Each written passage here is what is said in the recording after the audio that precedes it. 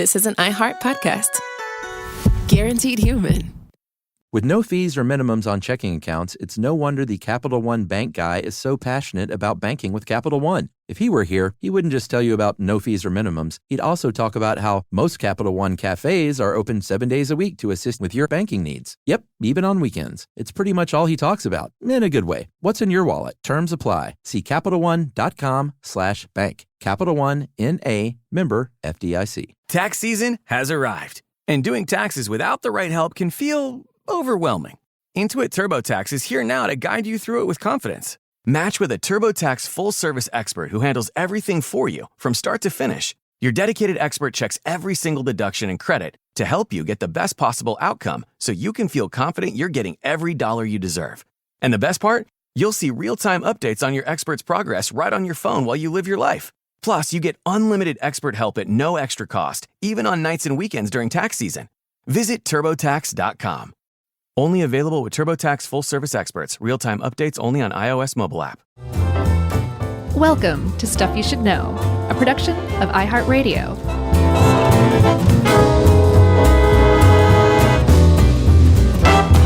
Hey, and welcome to the podcast. I'm Josh, and there's Chuck and Jerry's here too, and this is Stuff You Should Know. I don't know how to say that in Esperanto. Now that I think about it, I really should have looked that up. I was wondering if you were going to do that. I can't believe I didn't. I feel kind of jerkwadi, I guess. I don't know how to say that in Esperanto either. Well, jerkwad would be jerkwado. Yeah, exactly. Or something like that. Something similar to that, yeah. It actually would make sense because Esperanto is taking root words, jerk, wad, and putting them together and then conjugating them in a very uniform way. We should probably tell everybody what we're talking about here because we just kind of accidentally got into it. Yeah, it's a language. Not just period. A language, it's a conlang, a constructed language, which is a language that you sit down and make up.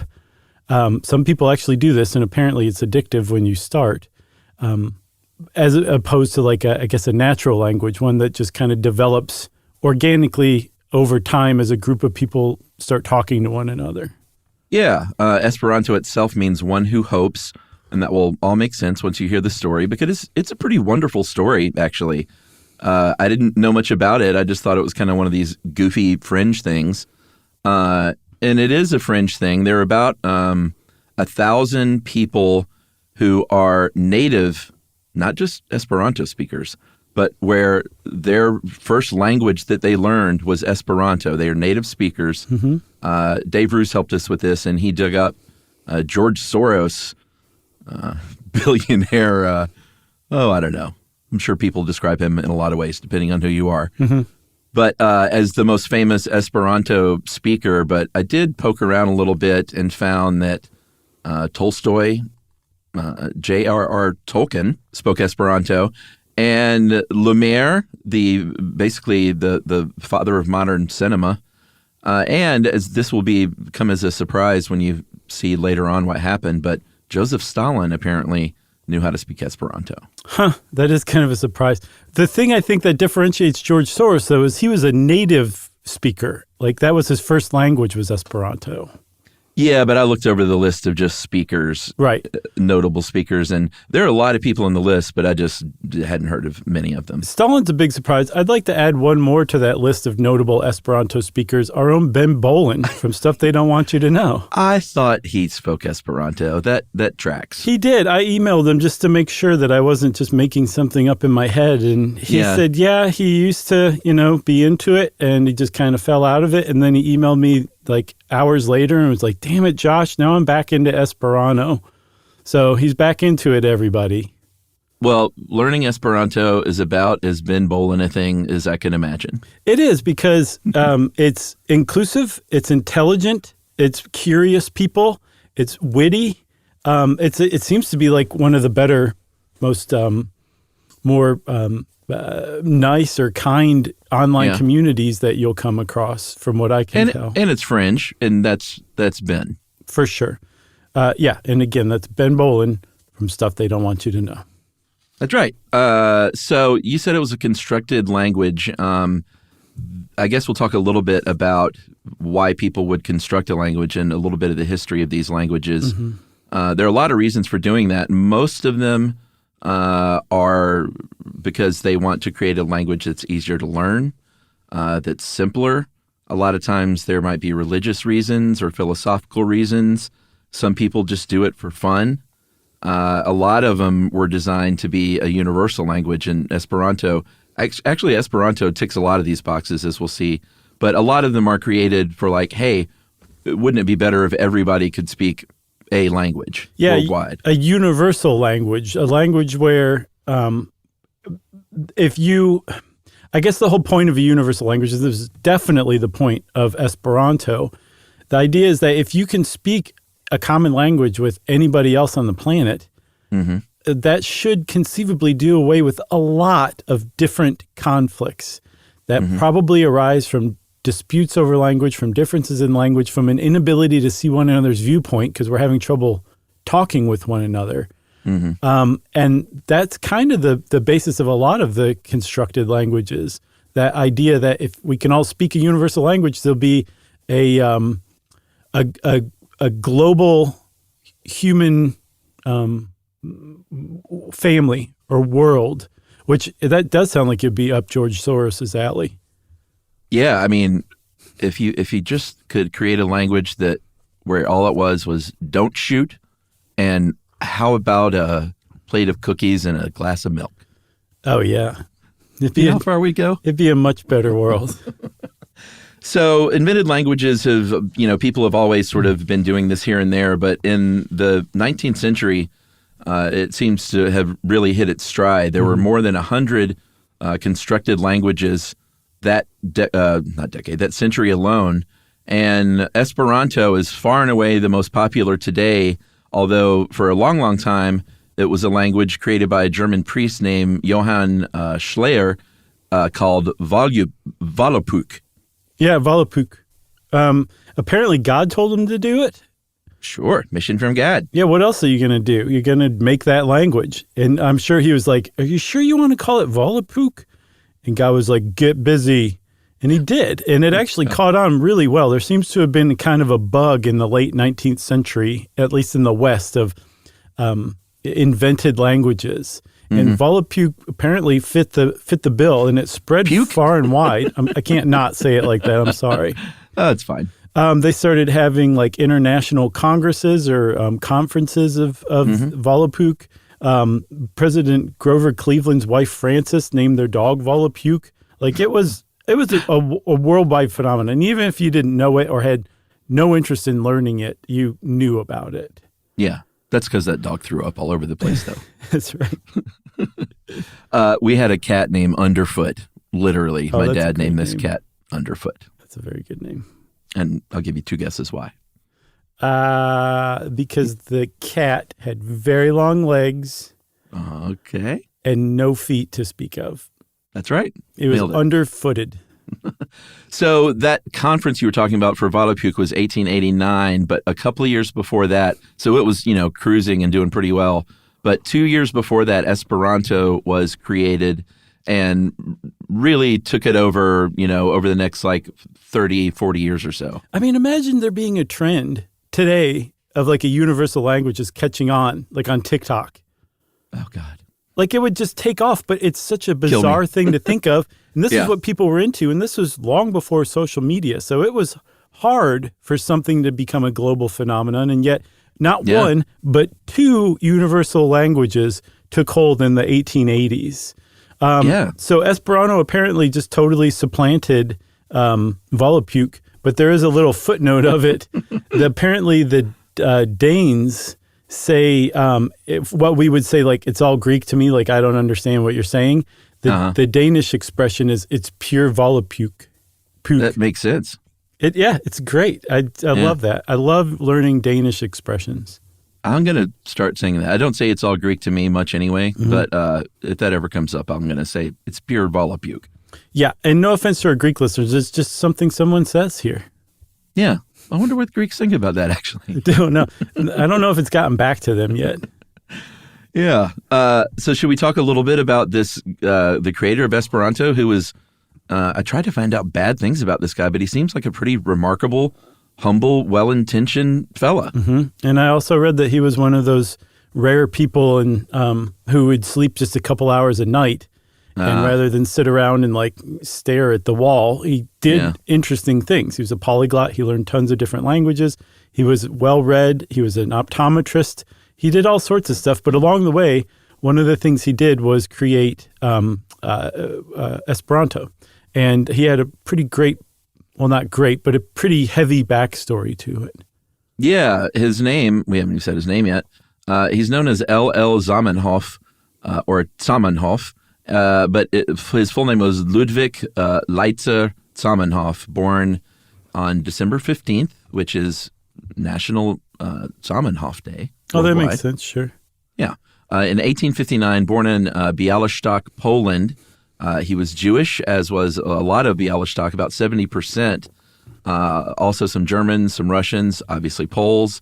And growing up there was pretty rough because there was a lot of ethnic violence going on. There were Jews being attacked by Poles. There were Germans being attacked by Russians.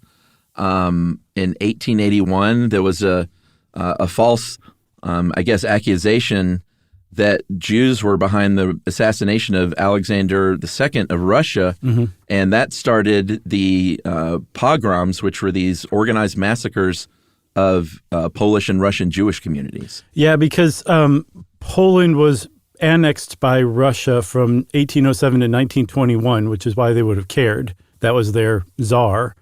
And apparently it wasn't the Jews at all or anybody who had anything to do with Jewishness. It was anti-autocratics, a group of called the Narodnya Volya, People's Will. And they threw a bomb and blew him up. And apparently his successor, his son, Tsar Alexander III, was even worse. But from those pogroms that L.L. Zamenhof was alive to witness. And even before that, just the ethnic violence that was endemic to Białystok, that had a really big effect on him. And that's where he developed this idea that humanity is way more connected than we realize, that we have all these false constructs that separate us, that don't have to separate us, but do time and time again. Language is one of them. He cited religion as one of them. And he was very Jewish. He was a very religious Jewish person, but he still recognized that religion creates conflict sometimes. It has historically. He felt like you could keep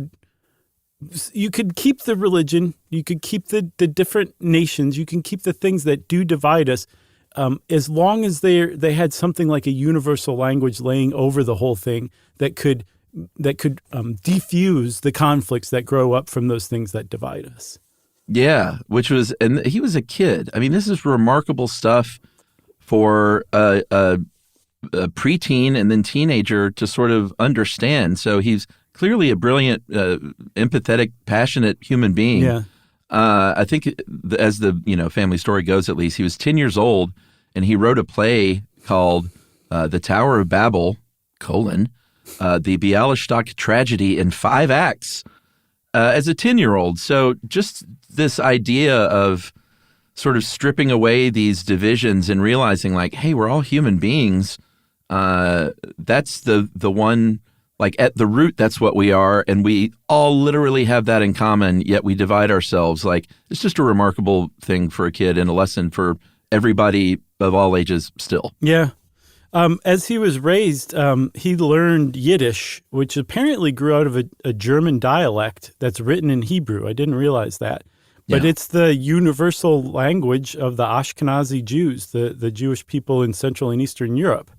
So he already understood what a universal language could do. You could take a Jewish person from Poland and a Jewish person from Czechoslovakia and put them in a room and they could speak to one another through that second tongue, Yiddish. So he set about kind of trying to modernize Yiddish. Maybe he could spread that. And then he stopped pretty much in his tracks because he realized that what he was trying to do was say, hey, everybody, let's all learn the language of the people you consider criminals and spies.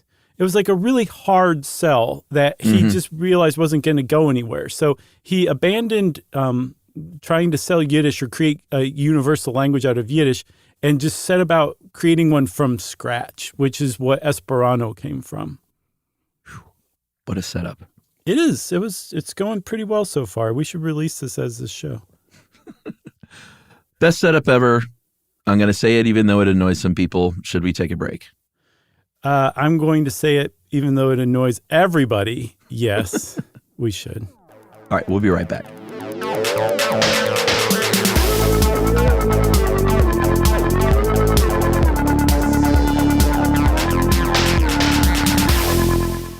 Hi, I'm Dr. Priyanka Wally. And I'm Hari Kondabolu. It's a new year, and on the podcast Health Stuff, we're resetting the way we talk about our health. Which means being honest about what we know, what we don't know, and how messy it can all be. I like to sleep in late and sleep early. Is there a chronotype for that, or am I just depressed? We talk to experts who share real experiences and insight. You just really need to find where it is that you can have an impact in your own life and just start doing that. We break down the topics you want to know more about. Sleep, stress, mental health, and how the world around us affects our overall health. We talk about all the ways to keep your body and mind, inside and out, healthy. We human beings, all we want is connection. We just want to connect with each other. Health Stuff is about learning, laughing, and feeling a little less alone. Listen on the iHeartRadio app, Apple Podcasts, or wherever you get your podcasts. Hi, Kyle. Could you draw up a quick document with the basic business plan, just one page, as a Google Doc, and send me the link? Thanks. Hey, just finished drawing up that quick one-page business plan for you. Here's the link. But there was no link. There was no business plan. It's not his fault. I hadn't programmed Kyle to be able to do that yet. My name is Evan Ratliff. I decided to create Kyle, my AI co-founder, after hearing a lot of stuff like this from OpenAI CEO Sam Altman. There's this betting pool for the first year that there's a one-person billion-dollar company, which would have been like unimaginable without AI, and now will happen. I got to thinking, could I be that one person? I'd made AI agents before for my award-winning podcast, Shell Game. This season on Shell Game, I'm trying to build a real company with a real product run by fake people. Oh, hey, Evan. Good to have you join us. I found some really interesting data on adoption rates for AI agents in small to medium businesses. Listen to Shell Game on the iHeartRadio app or wherever you get your podcasts. The moments that shape us often begin with a simple question. What do I want my life to look like now? I'm Dr. Joy Harden Bradford, and on Therapy for Black Girls, we create space for honest conversations about identity, relationships, mental health, and the choices that help us grow. As cybersecurity expert Camille Stewart-Gloucester reminds us, we are in a divisive time where our comments are weaponized against us. And so what we find is a lot of Black women are standing up and speaking out because they feel the brunt of the pain. Each week, we explore the tools and insights that help you move with purpose, whether you're navigating something new or returning to yourself. If you're ready for thoughtful guidance and grounded support, this is the place for you. Listen to Therapy for Black Girls on the iHeartRadio app, Apple Podcasts, or wherever you get your podcasts.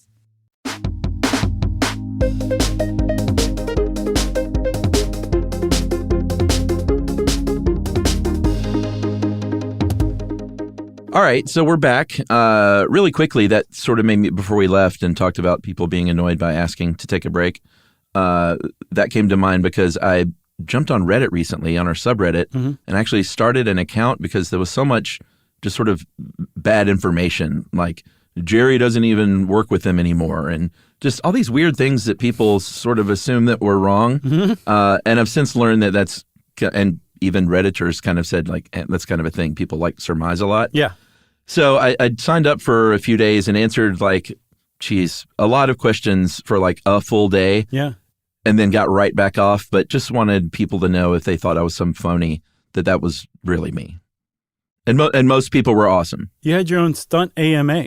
Yeah, sort of. You know what I don't like about AMAs, though, is it's just that rapid fire sort of thing. Right. So this was like a slow burn AMA. Gotcha. And it's all still there. A lot of answered questions, like with correct information. And like I said, almost everyone is really, really nice. But not everyone is. But that's just the nature of online interactions. It's the internet. That's silly that they think Jerry doesn't work with us anymore. She doesn't even exist. Someone was really annoyed, though, about like every time they ask if it's time to take a break. And I was like, we do that because we don't script this out. And I'm genuinely wondering if it's a good time to take a break. Yeah. What a weird thing to be upset about. It's a conversation. Anyway, thanks to everyone who participated, and you can go there and check it out if you want. Back to Esperanto. Yes. You want me to pick it up? Because we don't script this stuff. Why did you ask me that? That's so annoying. So we said that L.L. Zamenhof had said, okay, I'm going to start from scratch. I'm going to create a language that doesn't come from anywhere, that's not spoken by anybody. I'm going to make this universal language from scratch. And so his 19th birthday party, he had already done enough that he handed out pocket dictionaries and grammar charts to the guests of his birthday. What a swinging party. That's right. For a 19-year-old. He called the new language Lingvo Internatia, Internatia, because that sees it's, remember? Yeah. And he composed a little hymn. And I kind of taught myself how to pronounce it, even though I'm going to completely screw it up. But may I? You got to sing it, though. No. Yeah. No, you don't. You have to say it solemnly like this. Malamicete de las nacias, cado, jam tempesta, la tot homose in familia, co une gare sodebe. Nice work. Can I tell everyone what it means? Yes, but you have to sing it. Okay. Let the hatred of the nations fall.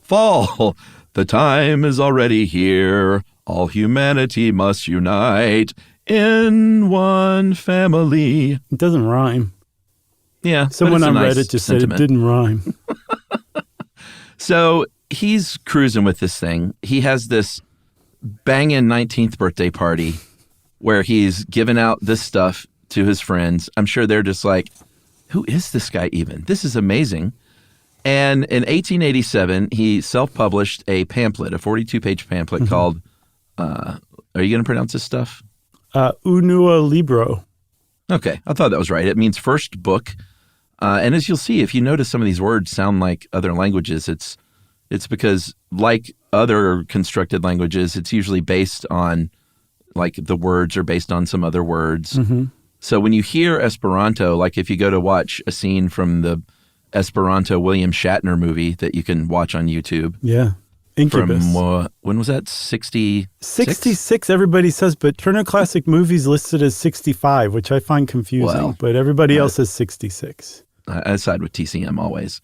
But if you go to and you hear, or just, I looked up on YouTube just like Esperanto conversations, or if you bump into Ben Bolin somewhere in Atlanta, right? You'll sit there and you'll go, oh wow, that sounds a little bit like Spanish, some, and maybe it might sound Italian, which Spanish also sounds kind of Italian sometimes, and so a lot of it might sound a little bit familiar, like libro for book, like that makes sense, like the word library. So just pointing out that when you hear Esperanto words and you think it sounds familiar, it's not by accident. Yeah, the reason why, especially if you are a Westerner, 3/4 of the root words, he started out with 900 of them, as we'll see, are taken from Romance languages. So it's if you're an English speaker, it's very easy to pick up.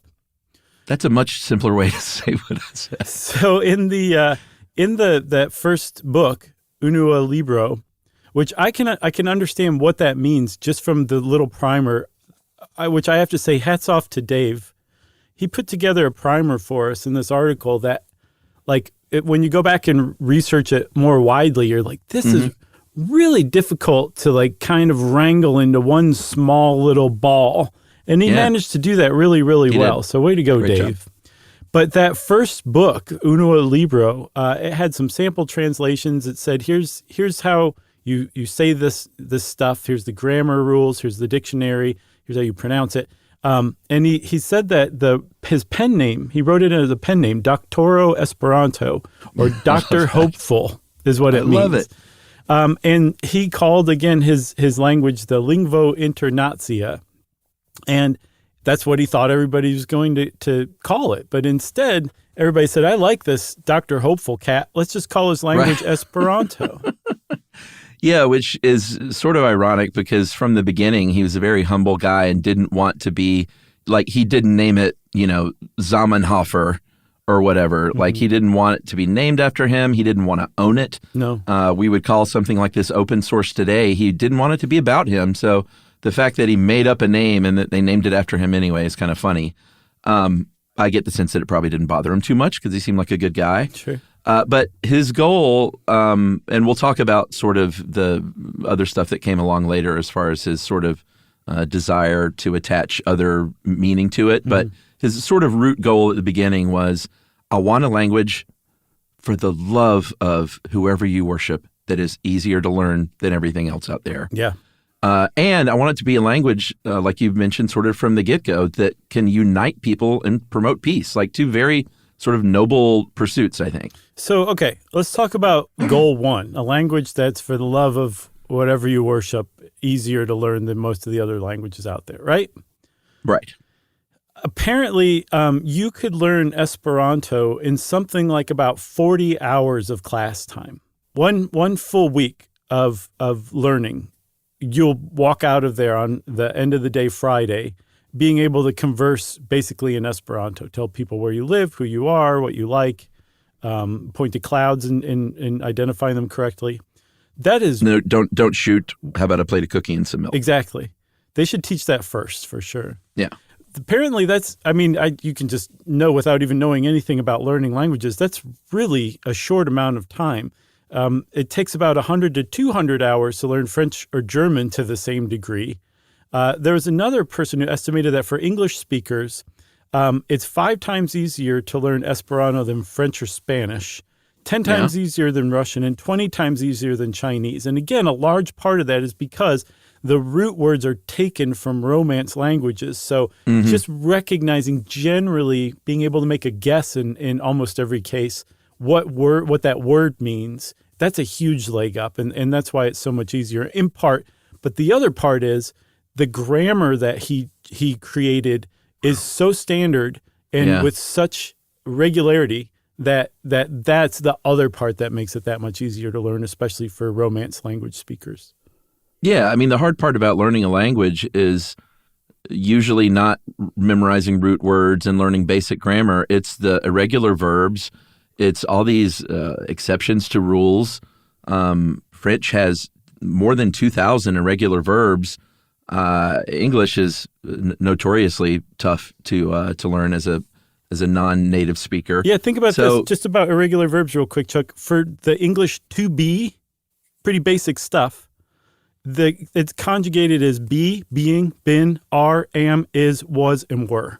Now, if you were just approaching those words as a non-English speaker to begin with, you wouldn't think was had anything to do with be or are has anything to do with be. And that's what causes the confusion in not just English, but almost any language, irregular verbs and exceptions to the standard rules.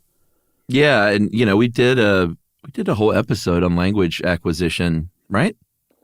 I'm pretty sure. Sure we did. Yeah, for sure.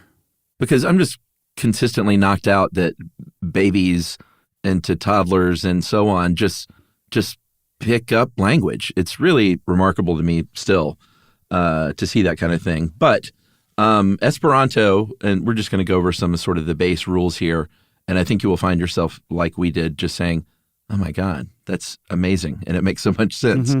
There are 16 grammatical rules. There are no irregular verbs. There are no exceptions to rules. And these are just, this isn't everything, but these are just a few examples of kind of like how much sense it makes. All nouns are going to end with the letter O. That's why I said jerkwado at the beginning. Adjectives, all of them end in the letter A. Adverbs all end in the letter E. There are no genders. That's another place where learning a foreign language can be confusing is, the different cases and genders and stuff like that and having to change things around. Not in Esperanto, my friend. And then this is sort of just a fun one. La, L-A, is the only word for thee. Right. Not la, lay, lo, il, none of that stuff. L, none of that. It's all la, the, everything. And then it's up to the conjugation of the verb that changes that, or the adverb or the adjective or whatever. Because it's standard, when you see like a O or an A or an E, you can identify a word in a sentence as a verb, an adverb, a noun, that kind of thing. But so the infinitive form of verbs, and by the way, I had to look most of this up. Like I was like, what's an adverb again? English 101. An adverb is something like above, clearly, hourly. It describes an adjective, a verb, or some other stuff. An infinitive form is like to something, to do, like the basic form, like to eat. It ends in an I, so it's mangi. Okay? Okay. Present tense, like I eat, that would be as manjas. It ends in AS. Yeah, and we should point out that it doesn't matter who is eating. If he is eating, or I'm eating, or she's eating, or they're eating, it's all the same. Exactly. There's no irregular verbs. It's beautiful, right?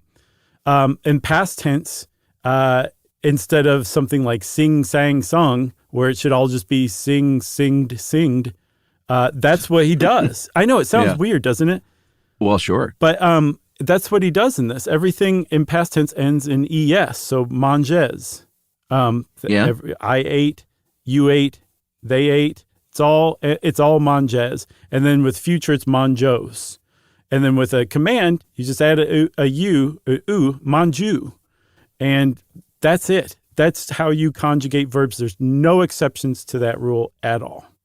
Yeah. I mean, it's pretty amazing. I guess it just makes sense that, because I kind of struggled with why other languages are so irregular, but if it's organic in its growth, then that's just bound to happen, I think. It is. I looked up why, and it's actually fascinating. It's because these languages often absorb other people from other language groups, and they bring their words with them. And so languages grow by adopting other words, changing. And so rather than completely altering, how something that usually ends in ed, like sing, instead of just totally altering how it used to be, you just kind of change it to the new form, like sang or sung. That's how irregular verbs come up. Nobody's like, I really want to screw people up in the future, I'm going to add this. It just happens, organically. So when you set about creating a constructed language, you can purposely, deliberately avoid any irregular verbs and make it that much easier to learn. My question that came up, Chuck, is how long, yes, I said up, Chuck, how long does it take until a language like Esperanto starts developing irregular verbs? Well, I have a strong feeling, and I'd love to hear from some Esperantists, that they fight that tooth and nail, because that defeats the whole purpose and spirit of it. Okay, hasn't happened yet then, is that answer? I mean, that would be my guess. Yeah, I'm on record. Okay. I'd love to hear from him too, though. But if you haven't noticed that Esperanto, and this is a word you might not know, but it's called an agglutinative language, which is the words are formed from combinations of shorter words, basically, which English has a lot of those. All language has a lot of those, but Esperanto has all those. Yeah. So you've got your root word, and then you have affixes, prefixes, and suffixes. And kind of like how you conjugate it with the I for to eat, or an AS for you eat. That's it. That's the whole grammar, right? So the reason why he did this, again, because not just like irregular verbs, but weird words that all describe the same thing is another thing that creeps into language organically. And Dave used the example of tree, right? Good one, yeah. You know what a tree is in English? It's one of those plants that's got the wood and the bark and the leaves, and they're tall and everything. Everybody loves to hug them, right? Tree makes sense. But rather than young tree, we have the word sapling, which combines Proto-Indo-European and Proto-Germanic words. In English. Cute word, though. Sapling it is, because it means young tree. It's the young version of a tree. It's very cute. A bunch of trees is called a forest. That's Old French from Latin. And then a botanical garden that has a bunch of trees is an arboretum. That's just straight up Latin. All of those are English words, sapling, forest, arboretum, and none of them sound like tree. So by creating roots that just describe one thing and then adjusting what they mean by adding a prefix or a suffix, but keeping that root word, he got around that kind of conundrum. Yeah. So, for instance, tree in Esperanto is arbo. That young tree, which is a sapling for us, is an arbido. And as we'll see, IDO is sort of the suffix for any kind of baby version of something, which is taken, I know Spanish does that. Like there were 2 Chucks at my job at a Mexican restaurant, and I was Chuckito. Cute. Because I was younger than the original Chuck. Wasn't that a Taco Bell menu item in the 90s? Probably so. 2 Chuckitos and another Chuckito. And another Chuckito. 3 Chuckitos. A young tree instead of a sapling is an arbido. Mm-hmm. A lot of trees instead of a forest is an arbaro. Mm-hmm. And then that botanical garden instead of an arboretum is an arboreto. And you might think, well, that sounds a lot like arboretum. Well, it does, but it also sounds like arbo, arbido, and abaro. Exactly, right? So you see any of those words and you know it's talking about a tree. And then when you learn Ito means the younger version of it, or Aro means the like a group of whatever you're talking about, you just learned a ton of grammar just right off the bat. And then also note that all of those end in O because they're all nouns. And again, all nouns end in O in Esperanto. Yeah, so we mentioned Ito, IDO, as a suffix meaning like the small version of something or a baby something. And we also mentioned that there wasn't gender. That there is, but not in terms of like, you know, how you will conjugate a sentence. It's just a suffix. It's INO is a female version of something.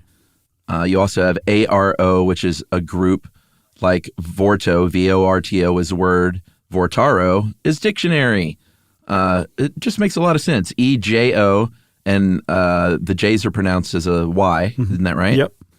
EJO is a place for something. So KUIRI, how would you pronounce that? Kuireo. Well, no, just the first version. Oh, Kuiri. Why'd you ask me to pronounce this? Well, because Kuiri. I got it now. Kuiri is to cook, and then what's kitchen? Kuireo. Right. So you add the EJO. So that is the place where you would cook. Yeah. That makes sense, right? Yeah. That's not to say that the Esperanto doesn't have words that you just have to memorize, because that doesn't quite work. Because, for example, there's a couple of places where you'll find a lot of books, like a library or a bookstore. Right. So a library you'd think would be called the librerio, or place of books, but actually it's called a biblioteco. A librerio is the bookstore. So it sounds like just kind of nitpicking, but if you ever arrange to meet your friend at the librerio and they think that that's the bookstore, you're going to be sitting there waiting in the library for them a long time. Yeah, and in fact, you know, adding, and I find this like part of the spirit of Esperanto is super cool in that they encourage you to create words as long as they follow the rules and make sense. So to tack these affixes and suffixes onto root words, and Dave used this. This is so great. Gosh, this just makes me crazy how great it is. Hospital. The word hospital in Esperanto is malsanulejo, right? Yes. Does that make sense? Yep. So MAL in Esperanto is opposite of. The SAN is healthy. Mm-hmm. The UL means people. The EJO, remember, as we said, means the place where something is. And so a hospital directly translated is not healthy people place. Which great. Could be a lot of places here in the U.S. But so it's kind of like Esperantists like to put words together like you do in a Scrabble game. And the reason that it's encouraged is because out of the gate, Zamenhof, like you said, made this open source and said, here, take this and just do what you will with it and make it grow. And that's why Esperanto is still around. And one of the reasons it supplanted Volapük, because the guy who created Volapük, he was very controlling, kept a controlling grip on it. And so that made it like a dying language right out of the gate, because you have to let language grow and become organic on its own. Apparently he was like, nope, God told me to do this, so I really need to keep a sharp eye on it. So I think we should also talk about the word for jet lag, because it's also just super fun. Yeah. And we could do this all day long, but just these two examples are really great. Horzonozo. Mm-hmm. Horzonozo, exactly how it sounds. That is HOR is time, zone is ZON, and then illness is ozo. So the Esperanto translation is time zone illness. Yeah, makes a lot of sense. I love that. And that sounds, a lot of this sounds like how it would be transcribed or subtitled in like China or something from English. Yeah, for sure. I came across something. Did you see what I sent you about English translated into English is kind of hilarious? Oh, no. Oh, you didn't? I found I don't remember what paper it was, but as an example, they translated "I do not understand" into several languages, and one of them was English. And if you literally translate "I do not understand" into English, it's "I make not understand." Think about it. Like, that's exactly what that means, but it's not at all what you think of. Like, "I do not understand" sounds right, even though what you're saying literally is "I make not understand." Because do means make? I literally. I do not understand. I had to mention that. It just cracked me up. No, that's really funny. All right, so let's take our second break. I'm not even asking this time. And we'll come back and talk about where Esperanto went from there right after this.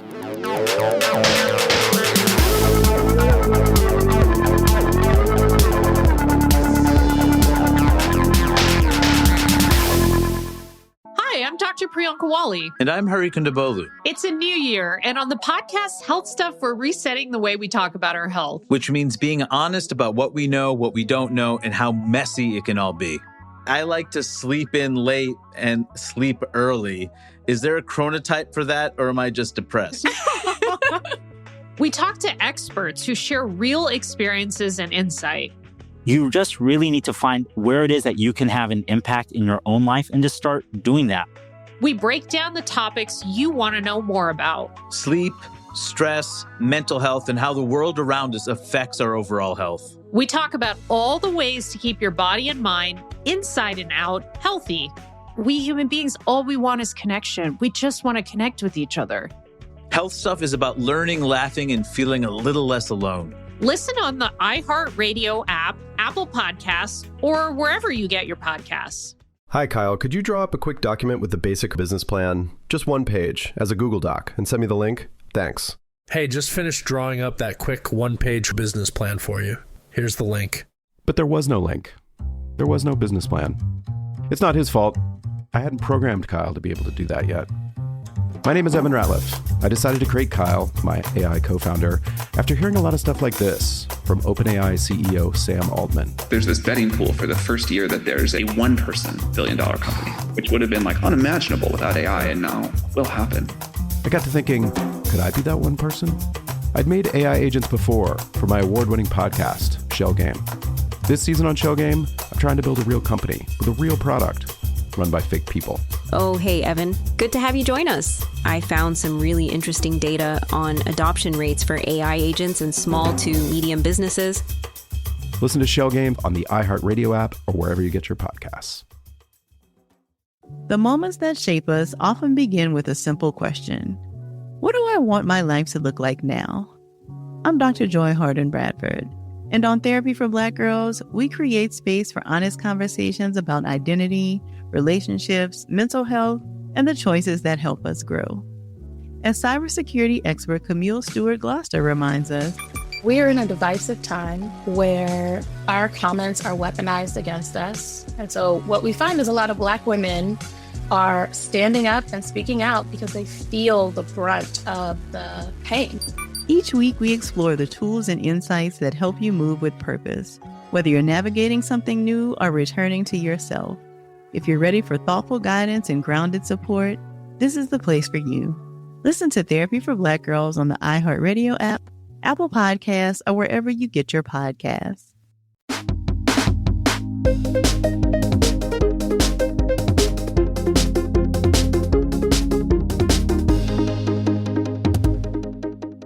So, Chuck, we talked a lot about how Dr. Esperanto, Zamenhof, the reasons why he created Esperanto. And that was goal number 2, was to create like a language that united the world, right? Easy to learn, united the world. And he originally based it on something he called Hillelism, after Hillel the Elder, a Jewish sage from the 1st century BCE. And Hillel's teachings can basically be summed up as the golden rule, like treat others as you'd like them to treat you. Yeah. He changed that name very quickly to Humanismo, which means basically humanitarianism. But the whole idea was the same. He called it the interna ideo, the internal idea of Esperanto, which is that it can remove those language barriers, those culture barriers between people, and to by doing so, you make people recognize that we're all humans. Yeah, and he, I think, realized at some point, again, that sort of attaching an ism to something maybe might keep people from wanting to learn it. And I think there were also Esperantists. Dave said there were a lot of them were French intellectuals that were like, no, we don't need to attach this to an ism. So it officially wasn't attached to an ism, but I do think the spirit of all that is a big part of Esperanto still. Yeah, definitely. And people who want to learn it, even though it's not an official ethic. Yeah. And so, I mean, just right off the bat, they had the first international or universal Congress of Esperanto in 1905 in France. And in that conference, a schism was created in like a whole other language, like a version of Esperanto called Edo that was even easier to learn, was introduced. And that group just went off and did their own thing, which kind of hamstrung Esperanto as it was really starting to take off. But Edo, you don't hear about any longer. You still hear about Esperanto.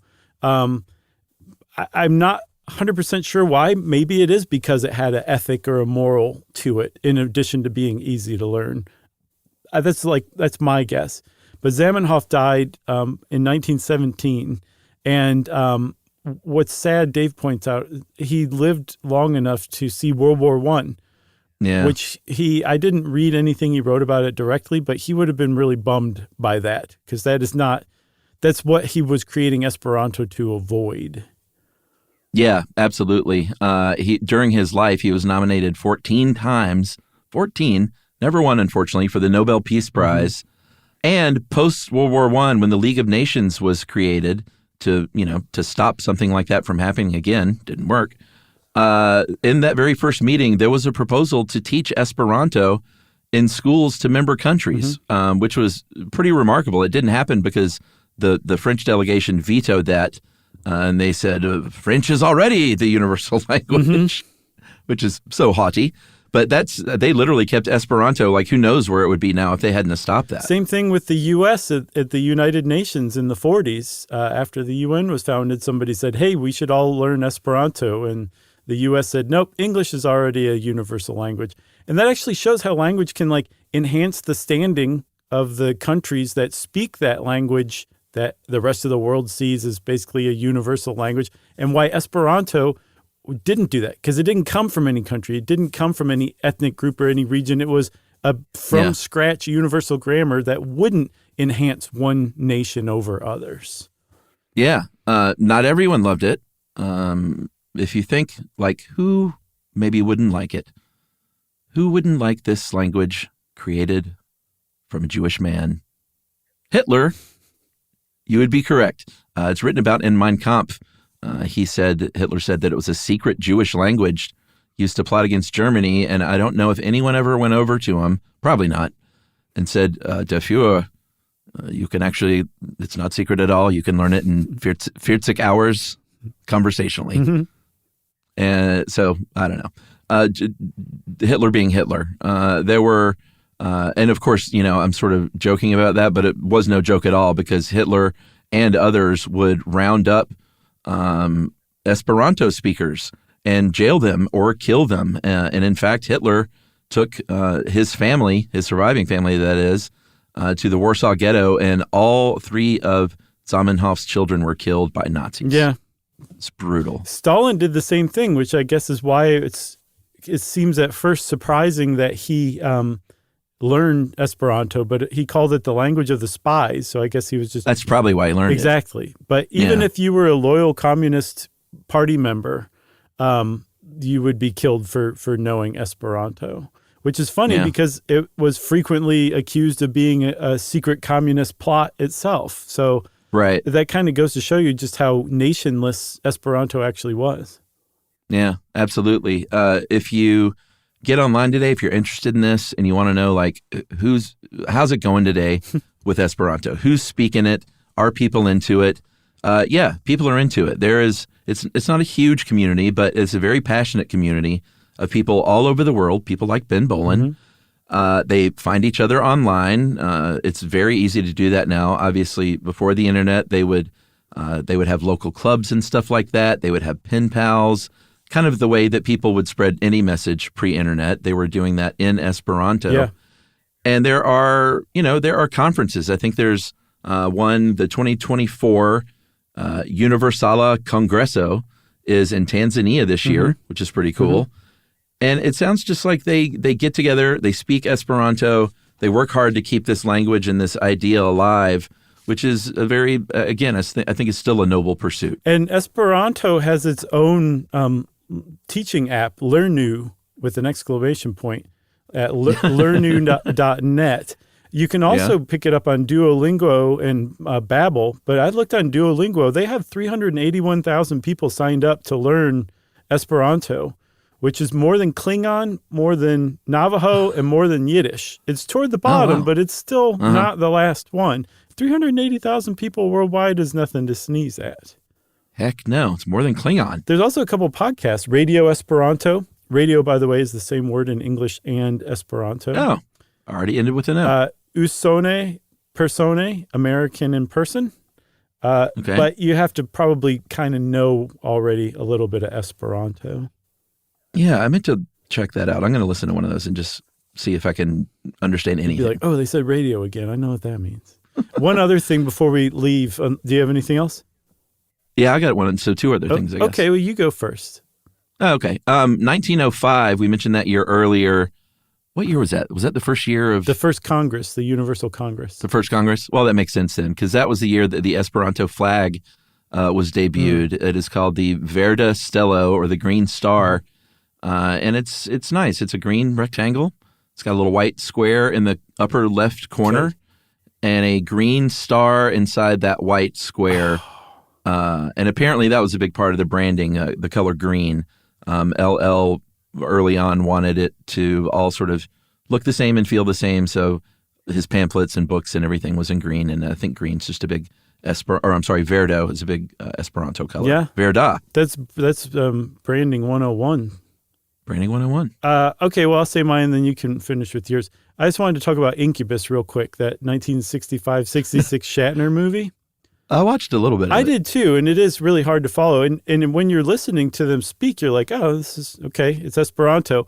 If you speak Esperanto, it drives you up the wall because apparently no one in the film knew Esperanto. They learned their dialogue in 2 weeks, and there was no one who knew Esperanto on the set to coach them. So it's just moment after moment of bad Esperanto pronunciation. And I saw in Quartz, there was an article that quoted like a film reviewer from the Age who said that Incubus is like a foreign film from a country that never existed. What a great description. I thought so too. It's worth checking out 5 minutes of it. Yeah, absolutely. That's it? That's it. Oh, okay. Well, if you want to know more about Esperanto, everybody go check it out. You do worse than starting...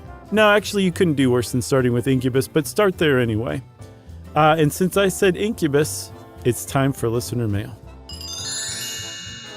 I'm going to call this Ain't Quite Right. Hey guys, listening to the latest episode, I got a kick out of Josh saying that people who request, and this is on dry cleaning, who request a double crease in their pants ain't quite right. I stand by that. Yeah, it's like a Southernism, I guess. I used to live in Miami. Now I'm back in Maryland where I belong. Go Hagerstown Flying Boxcars. And I worked as a housekeeper for the opulently wealthy. One woman, I could name drop, but I won't, requested from her housekeepers that her bed sheets be ironed. No joke, she wanted her flat and fitted king-size bed sheets laundered and ironed every day. Wow. Here's the kicker. This woman almost became my mother-in-law, but I digress. Definitely not quite right. Love the show, guys. It's my news source, my companion, my teacher, and has given an otherwise awkward me plenty of knowledge to be able to connect with someone on almost any topic. And that was a lovely email from the wonderful Ashlyn Powers. Thanks a lot, Ashlyn. That was great. I would advise you against using us as your news source, though. But other than that, thank you very much. Agreed.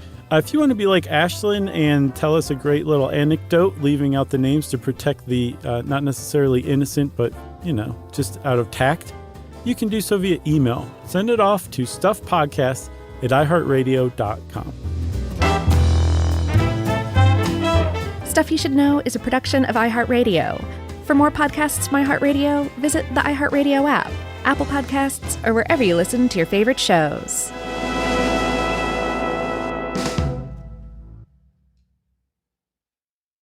Hi, Kyle. Could you draw up a quick document with the basic business plan? Just one page, as a Google Doc, and send me the link? Thanks. Hey, just finished drawing up that quick one-page business plan for you. Here's the link. But there was no link. There was no business plan. I hadn't programmed Kyle to be able to do that yet. I'm Evan Ratliff, here with a story of entrepreneurship in the AI age. Listen as I attempt to build a real startup run by fake people. Check out the second season of my podcast, Shell Game, on the iHeartRadio app or wherever you get your podcasts. The show was ahead of its time to represent a Black family in ways that television hadn't shown before. Exactly. It's Thelma Hopkins, also known as Aunt Rachel. And I'm Kelly Williams, or Laura Winslow. On our podcast, Welcome to the Family with Thelma and Kelly, we're rewatching every episode of Family Matters. We'll share behind-the-scenes stories about making the show. Yeah, we'll even bring in some special guests to spill some tea. Listen to Welcome to the Family with Thelma and Kelly on the iHeartRadio app, Apple Podcasts, or wherever you get your podcasts. Hi, I'm Danny Shapiro. We were in the car, like a Rolling Stone came on, and he said, "There's a line in there about your mother." And I said, "What?" What I would do if I didn't feel like I was being accepted is choose an identity that other people can't have. I knew something had happened to me in the middle of the night, but I couldn't hold on to what had happened. These are just a few of the moving and important stories on my 13th season of Family Secrets. Listen to Family Secrets on the iHeartRadio app, Apple Podcasts, or wherever you get your podcasts. This is an iHeart podcast. Guaranteed Human.